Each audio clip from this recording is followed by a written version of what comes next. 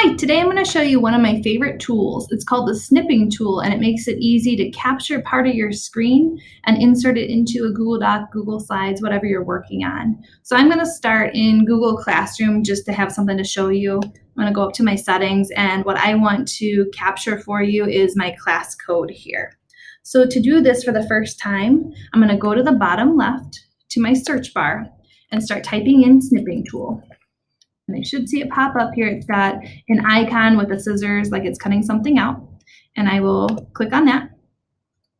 And once it's down here at the bottom on my taskbar, I'm going to right click and say pin to taskbar. I use this a lot, so I want to make sure that I have it here all the time and I can find it really easily. So then I'm going to go over here in the Snipping Tool to New. Select New, and now it kind of grays it out so I can pick what I want to select. So I want the name of my class and I want that class code. Up at the top, I'm going to click on my little disc to save snip. I'm just going to say classroom 6th period code so I know what it is, so I can go back to it. I can then, if I want to put it in a Google Doc, I can insert an image. I'm going to upload it from my computer.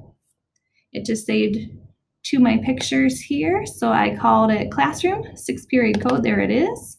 And I can pop it right in there. So I could do this so I have all of my class codes in one place, but you can use it for a number of other things. So I hope that helps you to be able to grab a little screenshot of a portion of your screen.